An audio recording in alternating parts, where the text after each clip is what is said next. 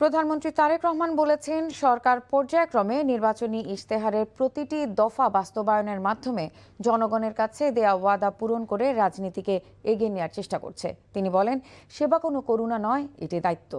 দুর্নীতি ও হয়রানিমুক্ত ভূমি সেবা প্রতিষ্ঠা করাই সরকারের লক্ষ্য। ভূমি সেবা মেলার উদ্বোধন অনুষ্ঠানে প্রধানমন্ত্রী এসব কথা বলেন। হাসান মাহমুদের রিপোর্ট। ভূমি ব্যবস্থাপনার জটিলতা আর এর নানামুখী প্রতারণা, হয়রানি তথা বিড়ম্বনায় দশকের পর দশক পার করেন অনেক ভুক্তভোগী। ভূমি সেবাকে সহজ করতে দেশব্যাপী 3 দিনের ভূমি সেবা মেলার উদ্বোধন করেছেন প্রধানমন্ত্রী তারেক রহমান।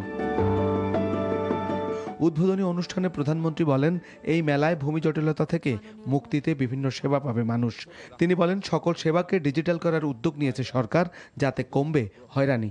জমি ব্যবস্থাপনার ক্ষেত্রে অনলাইন সুবিধা নিশ্চিত করায় আমি ব্যক্তিগতভাবে বিশ্বাস করি জমি জমা সংক্রান্ত দুর্ভোগ অনেকাংশেই লাঘব পাবে। একই সঙ্গে জমি জমা সংক্রান্ত বিরোধকে কেন্দ্র করে ভূমি অফিসগুলোতে মধ্যস্বত্বভোগীদের দৌরত্ব কমবে। জমির অপব্যবহার নিয়ে সতর্ক থাকার আহ্বান জানিয়ে প্রধানমন্ত্রী বলেন, ফ্যাসিবাদের জাতাকলে পিষ্ট জনগণ রাজনীতিতে তাদের প্রত্যাশার প্রতিফলন দেখতে চায়। সেই জন্যই সরকার নির্বাচনী প্রতিশ্রুতি বাস্তবায়নের দিকে এগিয়ে যাচ্ছে। দীর্ঘ 1.5 দশকেরও বেশি সময় ধরে ফ্যাসিবাদ শাসন শোষণের জাতাকলে পৃষ্ট দেশের জনগণ বর্তমানে রাষ্ট্র এবং রাজনীতিতে তাদের অধিকারের প্রতিফলন দেখতে চায়।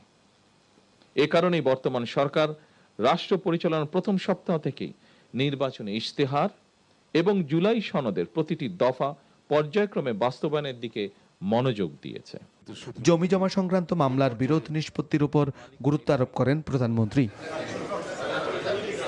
পরে ভূমি ভবন পরিদর্শন করেন প্রধানমন্ত্রী তারেক রহমান। Hasan Mahmud, NTV news, Dhaka.